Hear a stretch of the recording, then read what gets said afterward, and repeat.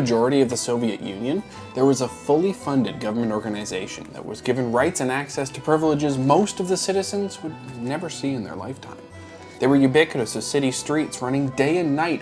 All the while, they were moving criminals, bootlegging alcohol, taking and giving bribes, operating blatantly above the law.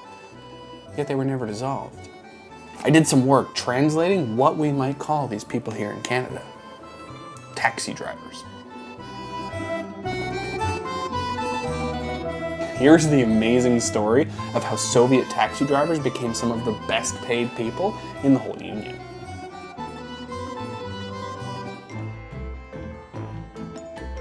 The concept of the taxicab predates the Soviet Union forming in 1922. In fact, the taxicab predates the car itself, with history recording taxis all the way back to the 1600s. It's a concept that's been around for centuries, and it spans cities, countries, and continents around the world. Some cabs have become synonymous with the cities that they represent. The New York Checkers, the Indian Ambassadors, the auto rickshaws, the London black cabs, and the Cuban classics. Even the Venice riverboats are taxis. It's one of the first things that tourists see in a new city, and it'll be one of the last memories as they leave. They've been portrayed as Hollywood, as a subject of horror, heroes, dramas, and romance. You might not actively think of cabs until you need their services, but they are a fabric of a city's makeup. It's Casino Taxis number 4296666. But consistently, from Ulaanbaatar to San Francisco, the taxi driver has always been a blue-collar position. A respectable job for sure, but not often one of prestige and wealth. What happened with the Soviet Union to create Stalin's secret mafia? We often overlook just how important the introduction of planes, trains, and automobiles was to the world, and especially how it was taken by different regimes. It was a good movie after all. But it was even more impressive to see how the world ran with actual planes, trains, and automobiles. Very shortly after the car was invented, it was put to work in the taxi industry. Horses have to sleep, whereas one car can be used by 1, 2, or even 3 drivers in rotation. So long as the car is operational, it can be out earning an income. The world's first gasoline-powered taxicabs we might recognize today rolled into the streets of Stuttgart, Germany in 1897. This was a Daimler Victoria. This would be followed up by Paris in 1899, London in 1903, and weirdly enough, both the United States and Russia would get their first cabs in 1907. In 1907, Harry N. Allen would import 65 French cars to start his own cab company in New York City. He was annoyed at the rates he was charged by a horse-drawn carriage once and decided to start his own company. At the same time as this, an Oldsmobile would roll into the streets of Moscow with a sign on the front that said, "A driver, rates by agreement." Around the world, either driven by great marketing or actual demand, millions of citizens would end up behind the wheel of cars. Cars originally cost in the thousands and were built in the hundreds, but they quickly turned that around with prices ending up in the hundreds and production numbers in the millions. This happened with vehicles like the Austin 7 and the Ford Model T. Not to be left behind, the auto industry would ramp up in Russia just like the rest of the world. Citroën opened a facility to build cars, along with more and more taxi companies starting to operate in major cities. Cities in every corner of the world were starting to get used to the idea of the motor car. But changes were coming quick to the Eastern Front.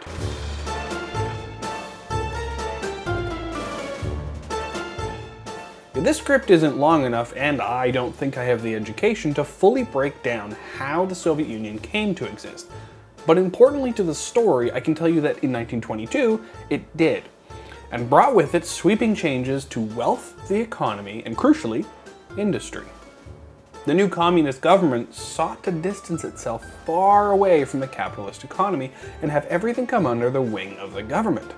The government took over that Citroën plant, and that new economic plan to start the Soviet Union restricted private industry into near non-existence, making way for state-run jobs. As a citizen of the motherland, you would be guaranteed a government job, and this meant you would receive a guaranteed government wage. The government would now be in charge of the economy as well, so it would decide what each position was worth, and in the market what items to produce. The Union was largely founded on the ideology against the bourgeoisie. the few who controlled the wealth of the many. One of the items associated with the wealthy was the personal car. To distance the party away from the personal vehicle, the Union would slow automotive production to a near crawl, while ramping up industrial manufacturing and focusing on public transit in the forms of buses, trams, and trains over cars. Unlike the Union, the West would take to the car like little Canadian children standing on a snowy day holding their loonies and toonies waiting in line for the Cabana Sucre truck. That doesn't mean the Soviets weren't interested in the car, they were just doing it more slowly. Almost right away, the Soviets did want to build cars in-house, and so they started licensing designs from Ford for their own models. The Gaz A was a loosely updated Ford Model A, while the Gaz M1 was actually more extensively updated on a Model B Ford. The updates include solid wheels, because the factory Ford wire wheels were very fragile and they would often bend on the harsh Russian roads of cobblestone streets and harsh winter potholes, where the solid steel wheel on the Gaz M1 wouldn't do that.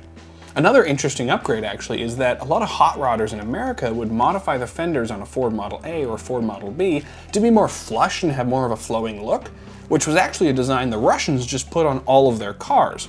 So in a certain extent, the Russian ones were almost better than the American ones because they were the design that people would eventually make.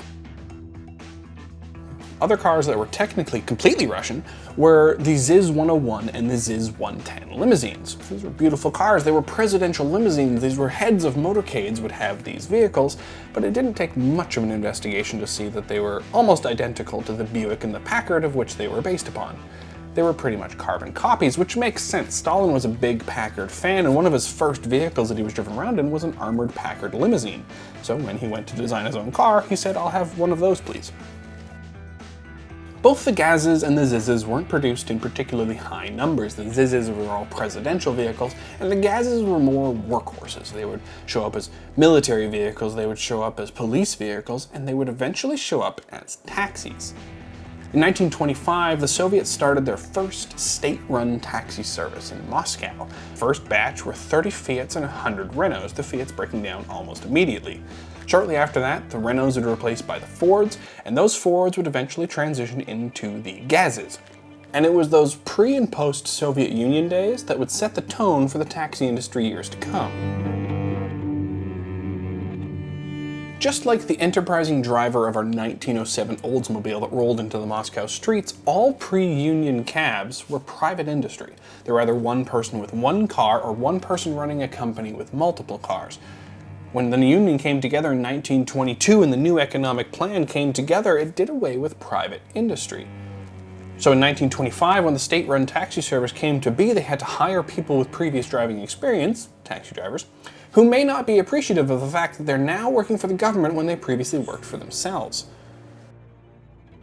So not only were most of the drivers previously private enterprise cab drivers, quite a few of them were kulaks and sub-kulaks.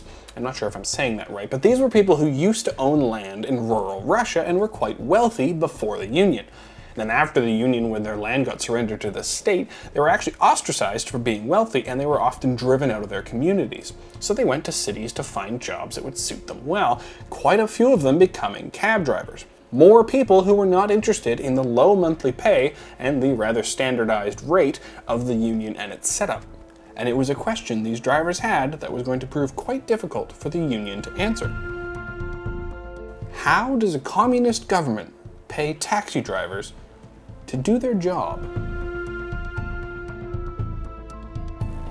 See, back in America, when you wanted to start a cab company, just like Mr. Allen did, you went out, got a loan, bought some cars, and you would put drivers in them. Those drivers would then go around the city and they would pick up people for fares. Their pay was a portion of the fares they collected. This is kind of a self-regulating system. You pick up more people, you work harder, you earn more money. You pick up fewer people, you work less hard, you earn less. It penalizes those who don't work hard, and it rewards those who do. But that's capitalism. That's for yourself. That's not working for the motherland. That doesn't work in Russia. No, in Russia, what they decided to do was you go out and you take the fares and you give all of the money collected at the end of the day back to the garage. Then, at the end of the month, the government will give you back a base monthly pay, regardless of performance. I can see what you're thinking already. If my pay doesn't change based on how many people I drive, why drive anyone at all? Well, of course the government had the same thought, so they set standards. How many kilometers you could drive per day without customers in the car, how many kilometers you were expected to drive per month. There were minimums you had to hit to ensure you were still doing your job. And they had ways of tracking this. In every single car there was a taxi meter. This had a couple of different numbers on it that it would show. It had total kilometers driven over the day, which would tell them how far the car went.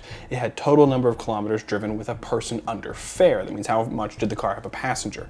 It also had the number of people that you took, as well as how much you owed the garage at the end of the day, what your total income was for the day. It was basically a lie detector for the driver where they couldn't say the wrong numbers at the end of the day. Between the lie detector and the minimum requirements, the government thought of everything. And just like we've seen time and time again through history, every single time the government sets out hard set rules on a largely vague industry that's not all that well monitored, no one ever finds loopholes or exploitive ways to make them work for themselves. Wait, compact trucks were wiped out by regulations that were there to improve fuel economy? Yep. Chevrolet. Things started almost right away, where they started noticing a lot of their money could come from tourists. Because this was pre-air travel, tourists would come into the city by train, where the cabs would be waiting outside. And the tourists would be met almost immediately as they disembarked by a barker. Barkers were often pre-teens to early teens who would move your luggage for you at a couple of kopecks. Kopecks is their equivalent to pennies, rubles are equivalent to dollars. They would offer their services for a mere tip to get you out to a cab. The cab would then take the tourist, who might not be too aware of the city and its surroundings, and maybe take you on a slightly more circuitous route to your destination than you would have otherwise preferred. But of course that money would still go to the garage thanks to the lie detector. They had to think of other ways to make the money go to themselves. Requesting, or rather demanding, tips was one way they would do it. Another way they would do it is, oops, I don't have change. If it was 2 rubles 70 kopecks for the drive and they only had 3 rubles to give you, well, it's a darn shame that you couldn't find 30 kopecks for change. Cab drivers very quickly became known for never having change. One of the reasons this worked early on to set the standard is because there were quite a few less cabs than there was demand for cabs, so you couldn't wait around to see if you could get an honest driver. You were kind of stuck with the one that was there. Most people couldn't afford cabs, so they only took them when time was of the essence. It's then you don't feel like bartering, you just pay the price.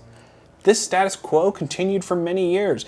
It was kind of standard practice and nothing really changed all that much. As new garages would open, the new drivers would learn the old ways, and it would continue up until the war. The war would change quite a few things because a lot of the drivers would get taken away to go fight at the front line, and when they came back, they would learn a whole host of new ways to make money. Post-war, coming off the success of a win and Stalin still at the helm, he wanted to expand and revitalize the automotive industry. This would require a new Soviet car. This car was the GAZ Volga M20 Pobeda, which is the Russian word for victory. It was an entirely, mostly Russian-designed car using entirely, mostly Russian parts.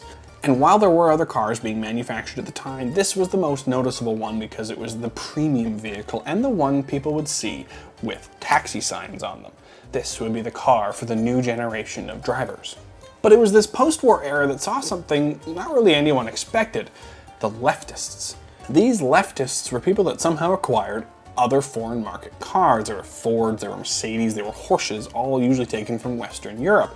And they would run as unlicensed taxi drivers. Without a garage to pay for, their rates were lower and they would pocket everything.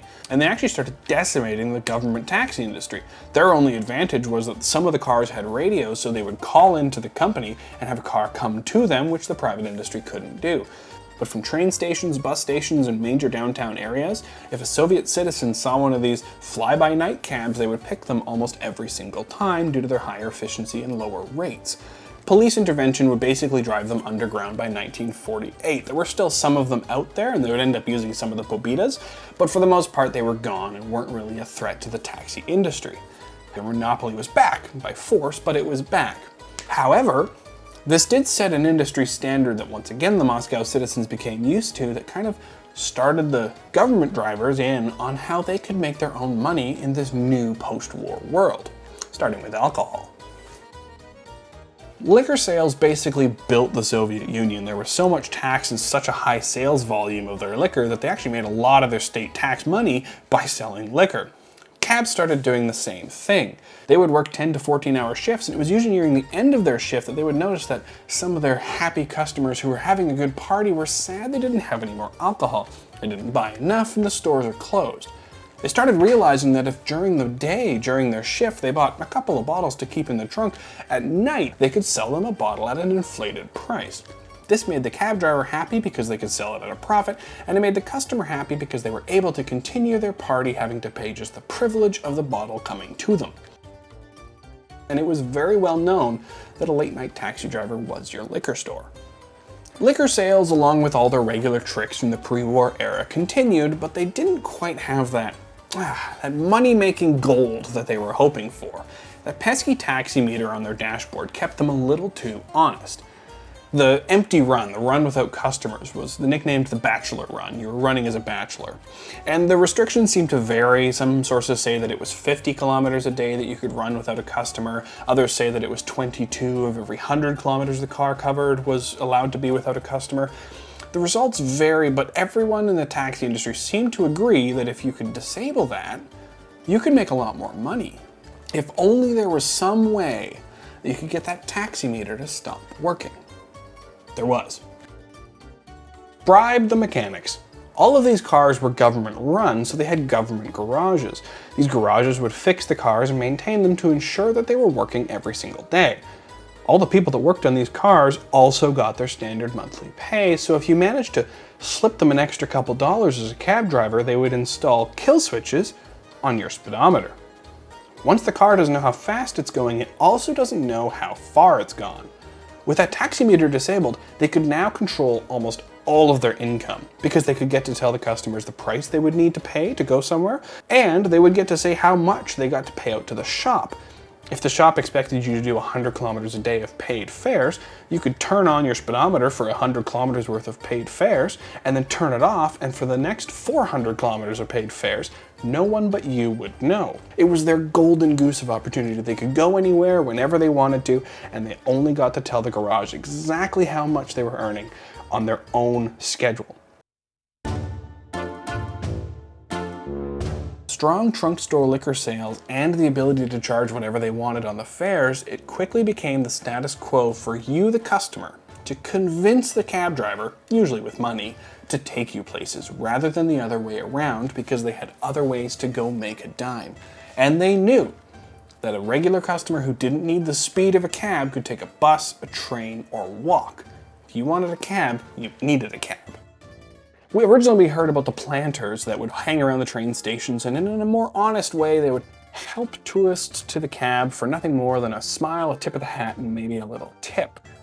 This turned into planters. Planters would work with specific cabs, and they would hang around at the train stations and pounce upon the nearest tourist.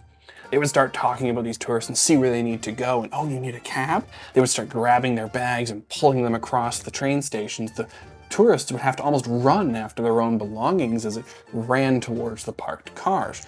This wouldn't give you the ability to look around, see if there were other cabs, see if there were rates posted anywhere. You would chase your luggage up to the car as this person said, "I'll get you a good deal, I'll get you a good deal," and they would throw your bags into this awaiting cab. He would then ask for a couple of rubles as the tip or the driver fee, and then the driver would take you away and charge you whatever rate he had previously decided upon. Sometimes the barker would take the money from them for the cab ride before they even got to the car and would give the driver his cut. They would kind of coerce you in a very overwhelming, quick off the train way into a car that you couldn't then compare rates. It was very aggressive, but it worked. This became such common practice that even Westerners got to know about it. You'd often hear stories of people saying that if you want to hail a cab in Moscow, you wave them down with a pack of cigarettes. All of this sounds a little strange to a Westerner like myself because if you don't like the cab company in your city, you could do something about it. You could call a different company, you could start your own, you could kill this company with kindness and service and expectations that your customers would just come to you eventually, whether it's price or service. There are ways around this. If your monopoly isn't controlled by the actual government, you couldn't do anything about this in the Soviet Union, whereas in a Western society, competition might just breed quality. Oh, get out of my way! There was, however, one piece of service that the Soviet drivers could offer you that no North American cab would. Sex. Not from themselves specifically, no, they would have people on call. I mean, this was a cash-based era. There was no way to track bank accounts. If you went to a different city, you fairly non-necessarily could get away with things like this. So travelers would come to the city with a little bit of extra cash, and they would get in a cab and ask them if they knew of any company for the night. They would pay them a fee for this, of course, and the cab driver would take them to the woman's house, or they'd pick up the woman and go to the woods and enjoy themselves there. It was fairly common practice for cabs to hang out at tourist hotels when they knew of people they could accompany them with. It was fairly good money. There was no receipts, there was no paper trails, and you'd never see either of their faces again. It was anonymous. All these things would continue through the 50s and the 60s. The Volga 20 would be replaced by the Volga 21. Every new model of car would bring more private car ownership to the Soviet Union. They were being bought by the private citizens, and just like the West, we were noticing more and more cars on the city streets. This might sound like bad industry for our enterprising taxi drivers, but there were a couple of things. Few government regulations that would create another huge industry for the taxi drivers that you would never see in a Western civilization. Let's take a look at 1971 for comparison. This is 1 year into the new Gaz-24 being offered. This is basically the Soviet Union's Crown Victoria. It's a handsome looking car, it's a body-on-frame sedan, it's got good lines, it comes with a V8 optional and a stick shift, and it's rear-wheel drive. I mean, who doesn't want that? That sounds great. Like the Crown Victoria, this car would quickly become a vehicle of industry. Running from the 70s until the 2000s, the Gaz-24 would have a long shelf life. Taxis, police cars, government official vehicles, and personal vehicles, the Gaz was everywhere, and it was a workhorse just the same as the Crown Vic. They were tough as nails, but slightly high-end, so I can imagine you're thinking, it would take a little bit to save up and get one of those, right? These cars were insanely expensive. If I take how much a Gaz-24 cost in 1971 and I divide it by the average annual income of a Soviet worker, and then I take the average annual income of a Canadian worker in 2023 and times it by this number, it was $374,000. That's almost 6 times your entire year's earning to pay for one car. That wasn't even that good. And sure, that car was slightly higher end in terms of how it was constructed, and it was quite high end in terms of its prestige in the citizens' eyes, but even their normal cars were expensive. In 1971, they sold a lot of Riva. This is basically Russia's most known Soviet car. It's an updated Fiat, it's got a whole bunch of different names, but we'll call it the Riva for now. This vehicle, in 1971, which is the equivalent to a slightly bad Honda Civic, was $5,600, nearly 4 times your annual income for a car. The cariest of cars was 4 times your annual income, or $252,000 today for a slightly shitty Honda Civic. And you couldn't even park it on the street. You weren't done yet. There were more expenses. Most apartment complexes in the Soviet Union didn't have provision for parking cars around them, and you didn't want to park your car on the street because parts supply was in such high demand. All the parts like the wipers and the lights and the bumpers on the cars were worth so much money that overnight they'd get stolen. So you had to park the car in a garage, but your apartment didn't have a garage. So you had to buy a stall at a garage complex that was usually near the industrial park for your car. That cost about 3,000 to 4,000 rubles to buy the rights to put your car there. Then you had to spend about another 500 rubles to buy and then assemble a garage to put in your square. That's why you always see videos of garage complexes in Russia, because that's where people kept their cars. That means, all in, you have spent 10,500 rubles, or $472,000 today, to buy a car that is fine, and to give it a place to park it nowhere near where you live. And then, even if you had $472,000 lying around to buy a car, that didn't mean you could just go buy one. You couldn't just go down to your nearest dealership and pick one up because you felt like it. A, because there was no stock, and B, that's not how car buying worked in the Soviet Union. What the government did is they gave out allocations, and they were called certificates to purchase. This allowed you to buy a car, but they wouldn't give it to their citizens, they would give it to their industry, so the coal plant and the metal plant and the textile factory. All of these factories would get allocations of these tickets. Some factories would get 5, some factories would get 100, some factories would get 0. This was often very political into who got more. And then the factory got to decide who in their employees got these tickets. So that means you had to have a job. Your job had to be liked by the government. Your job then had to be awarded a certificate to purchase a car that they then decided to give to you. You couldn't finance. So after all of those steps, you then had to have $472,000 sitting around to pay them for a car that wasn't going to show up for 7 to 10 years. Years. The Soviet Union was so behind on building their cars that you wouldn't expect to see your car for 7 to 10 years, which means if you bought a car in 2017, only now could you even start to expect to see it, while also possibly having to wait until 2027. You could still be 3 years away from your car showing up that you paid nearly $500,000 for 7 years ago. Pre-COVID, you put down $500,000 on a car, and you're not even sure you're going to get it for at least another 3 years. And this is why used cars in the Soviet Union were even more expensive, because you could buy them today. And you didn't need a certificate to purchase a used car, so the demand for used cars was even higher than the demand for new cars because they were more valuable and because they existed. Cars were unbelievably expensive in the Soviet Union, which made the gap between people who had jobs and people who had car money huge. Comparing this to the West at the same time, cars looked like 5-cent candies. I remember watching that Ted Bundy documentary where the girl said she bought a brand new Camaro on her part-time job and feeling insulted. Cars in the West were as easy to come by as degrees on a job application today. This is one of the reasons why in 1971, in the Western world, for every 1,000 people, about 400 people had access to cars. And in the Soviet Union, for every 1,000 people, about 55 of them had access to cars. That's 7 times less cars per people. This left this weird kind of middle ground of pickpocketers and planters and entrepreneurs and sellers of illegal goods who made good money, who were wealthy within the Soviet Union, who didn't make car money, who didn't make that kind of money, but could still benefit from personal transportation, personal independent transportation.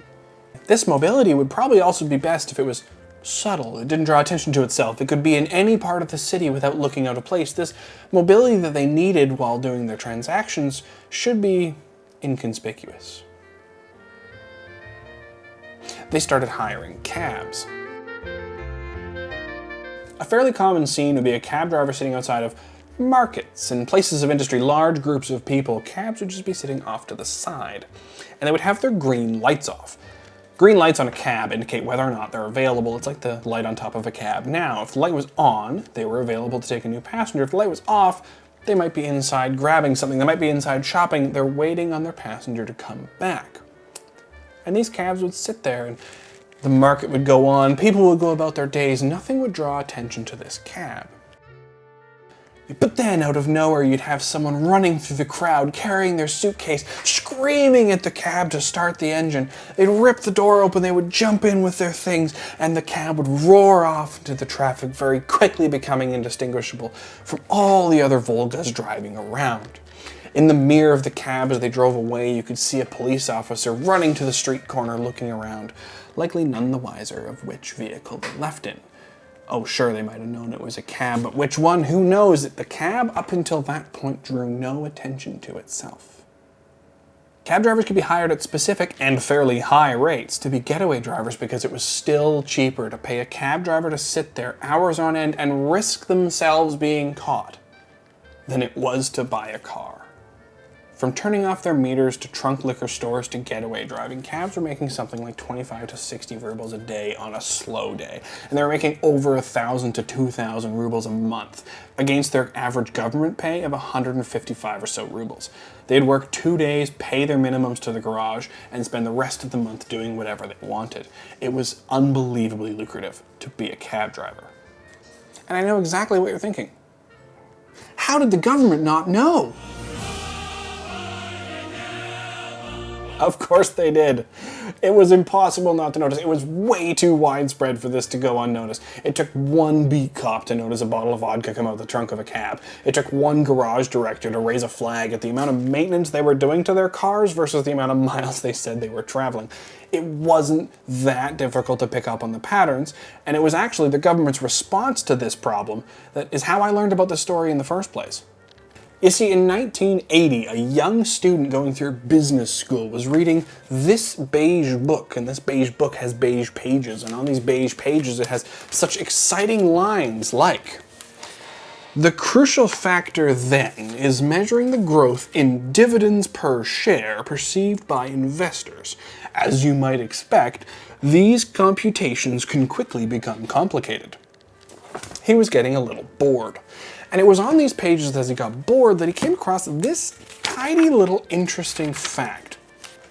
The Soviet Union provides many cases where the overstress on one or two aspects of the measurement system may lead to uneconomic behavior that focuses on a sub-goal rather than considering the overall organizational goals.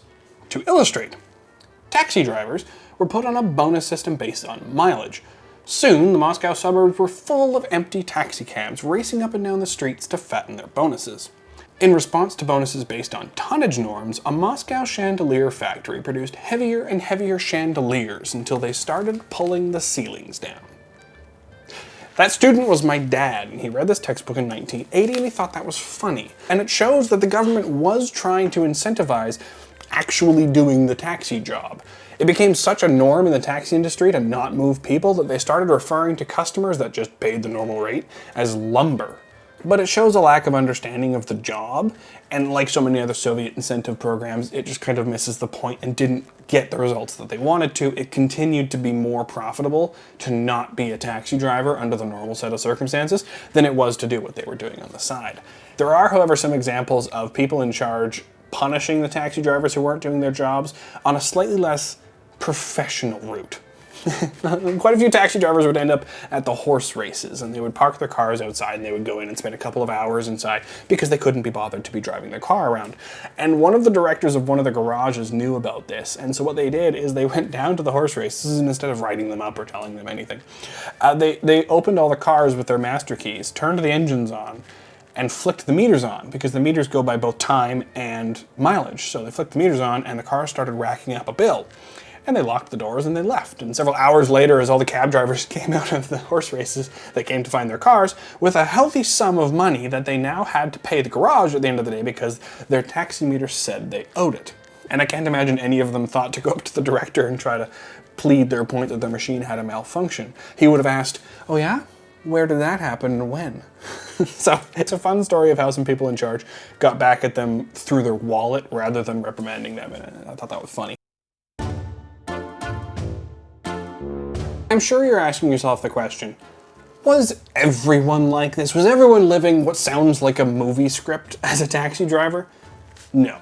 Statistically, no. Of course there's going to be good eggs, there's going to be straight shooters. You know this from school. Every single time something happened behind the teacher's back, they could turn to that one kid and they would definitely give up the culprit if they saw it. There was no shame in being a teacher's pet. And that's the same thing with this industry. In fact, actually, one of them wrote a brilliant book. They taxi drove from 1929 to 1971, and they accounted their experiences, and it makes a great piece of history to read as the evolution of the car and the people and the transactions. And they 100% looked at that Soviet tea, that communism mindset, and went, I'll have some of that, please. In his own book, Proud for the Motherland, used as part of a script for a Soviet movie in 1965 or 63, in his own book, of talking about how great taxi drivers are, he references all the things they were doing that wasn't very good. But he has pride, and it's cool to see. He talks about the millionaire status. So if you racked up 1,000,000 kilometers as a driver of a Soviet taxi cab, you called yourself a millionaire. And he was a triple millionaire, and he holds a great pride in that. He genuinely enjoyed being a cab driver and offering this service to the Soviet people. Even in his own book, he talks about the expectations the Soviet citizens had. One time he helped someone win a bet by just accepting the fare at the normal rate and not telling them to bugger off. And that helped this other guy win a bet, saying there's at least one good cab driver out there. So in his own Sipped the Soviet Tea book, he references all the people doing the things that every other piece of research says they did. With or without his book, it's very clear the taxi industry was overwhelmingly and relentlessly self-serving. The decade leading up to the fall of the Soviet Union was the golden years for making money as a taxi cab driver. In 1984, they banned the sale of alcohol past 4 p.m., so every single cab driver doubled their stock of alcohol, and they could sell from 4 p.m. till 2 in the morning. Their chances of making money on this exponentially grew, and that became basically their biggest source of income. It was so easy to sell this stuff again because the demand was high and the sales were difficult. Now, alongside of that, the cost of new cars nearly doubled or tripled as the union came to close, so there was so much more demand for these taxi drivers. And left side transactions from all facets of the government became absolutely normal. One American economist talked about staying in a hotel where he knew there were government officials and military personnel, and there were all kinds of higher-ups in the Soviet Union who could definitely see out the windows just like he could. And they probably would have noticed that every single night, a fleet of government vehicles would pull into the private garages, have their fuel siphoned out fully in view of the hotel windows, and then drive back to their motorcade where they would get filled up again. No one seemed to care what's a few liters here and there on a spreadsheet. It was widespread. This fall of the union was imminent, and the taxi drivers really weren't regulated to do their jobs well. They were just kind of left to be. And for all their wrongdoings and their left side transactions and for all the extracurricular jobs they put themselves into, the Soviet government was actually quite content with the taxi service because of one thing. The Soviet government postured to other countries that they were a world superpower, that you would get all the luxuries of the West in the Soviet Union, and that if you came here as an American diplomat or an American political scientist or Canadian or any Western person came to the Soviet Union, you would get treated with the utmost level of care and courtesy because that happens everywhere in the Soviet Union. It didn't. But they didn't need to know that. And the cab drivers knew this because they wanted Western money, so all of the hotels and the places that Westerners would travel to were well serviced with cab drivers who would wait upon them with great urgency because they could get their Western money and charge them prices. And so therefore, they never really stopped servicing the people the government was the most interested in them servicing, and so therefore their extracurricular activities, while reprimandable should they decide to go after them, they weren't. They were doing what they wanted them to do, which was service the people they wanted to impress. The story of the taxis is kind of a perfect combination of circumstances that came to create their opportunities. Had GPS been invented just years sooner than the cars would have been tracked, had liquor sales been easier to get to for the public, had bonuses focused on the purpose of the job rather than mileage, had one person in the transport industry taken more of a step to regulate this, so many small things could have changed to make doing the job more profitable than doing everything else. But none of that happened. And so to answer the question of how did the Soviet Union pay their taxi drivers to do their job? Well, they didn't. The Soviet people did. The Soviet people looked at their cabs and they paid them for the services they needed them to do at the rate they thought was fair. And in that sense, they created their own free market. I guess they're not as different as the Western taxi cabs after all.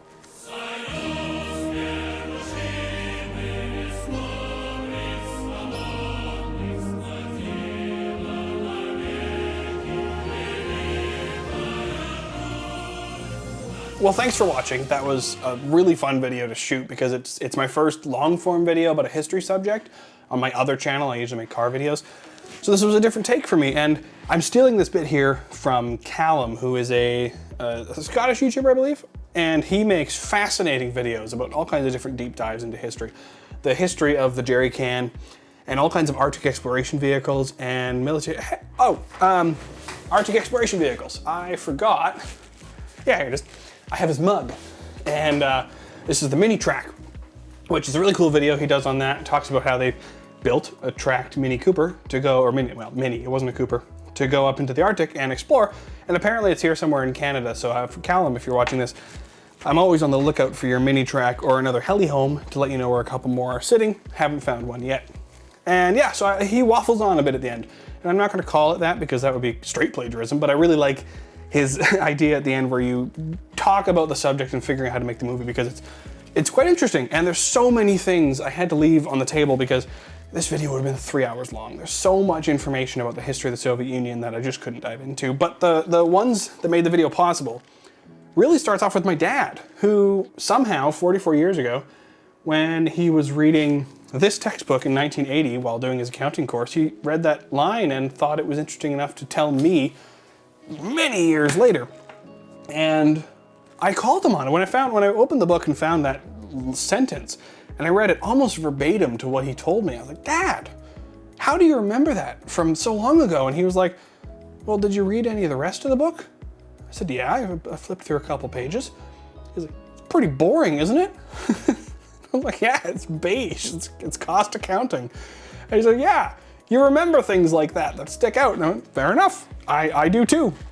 And this isn't his book. He didn't keep his cost accounting textbook for me to read later on. So I had to go find it online. He just happened to know what it was called. And so I went online and I had to do a lot of searching to figure out who stocks and sells online old textbooks, especially ones as beige as this. It's a good book and it's right. I'm not an accountant. And so I had to find someone in Florida, it ended up being, and I paid $12 US for this book and I had it shipped up here. The person who helped me get it was hugely helpful. And because that page wasn't indexed, it wasn't actually a part of any curriculum, it was just an example, I had to flip through the book page by page. And I started at 650 because they had bonuses and incentive programs as a chapter, and it wasn't in there, so then I finished the book up to the 900 pages, and then started from page 1 and found it eventually, and there was a time lapse. But I found it, and I was super excited, and that got me down the rabbit hole where I started watching YouTube videos. And I watched YouTube videos on this subject by the Ushanka Show. And he's, I think, a Ukrainian who now lives in the States and has written a book about his experience there. And he made fascinating videos, and he breaks down every single facet of what I talked about the taxi drivers doing in separate videos. So if you want to learn more about what they would do and the little transactions they would have, I would highly recommend his video because, or all of his videos, they're very interesting, and he talks about Soviet life in general. So he was fascinating, and then when I found the book, Taxi Driver, or In a Cab, I think it's called, where he talked about being a cab from 29 to 71. That was an awesome read because it just went through the whole chronicles and it would match. It kept matching all the other things I was finding and researching in terms of when the cars came out and the other tactics that people were using. And it just confirmed a lot of the story. And it was fascinating to read from a perspective of someone who was 100% a Soviet. And he would talk about the motherland and how great it was to drive a Russian car instead of an American car. And it was fascinating to read where he was the one who was drinking the tea. And I enjoyed it. And so that was really cool. And he apparently helped write some of and then starred in the background of the 1963 Soviet movie Taxi Driver, which I haven't been able to find a digitized version of. I imagine it's all Russian, which I don't speak, and it's all black and white, which I'm not that interested in. Well, no, I am. I've got some black and white movies that I adore. So I won't watch that. I don't need to. I've watched a lot of other things I've researched about this, and there's so many different facets of the story. And it was just really interesting to see. So I appreciate that you watched it. I appreciate my dad. I appreciate Mr. Laster, who sold me the textbook. And I appreciate that man who wrote that book and all the sources I've been able to find, and the Ushanka Show for all your information. And I wouldn't have been able to make this video without any of those sources. And yeah, this was a fun one. I normally make car videos on my other channel, and it's much easier for me to write a subject about a car and then I can keep interrupting my monologue with things the car is doing rather than just being the source of entertainment the whole time. So this was a learning curve, and I'm gonna make some more. I've got other videos planned down the road, but thank you very much. And yeah, once again, Callum, great mug, and I will call this my own eventually. I don't know what I'm gonna call it, but I appreciate the waffling on section at the end of your videos. They're always very interesting to watch. And I hope you don't hate me for borrowing its concept. Thank you for watching, and I will see you on the next video. Thank you very much.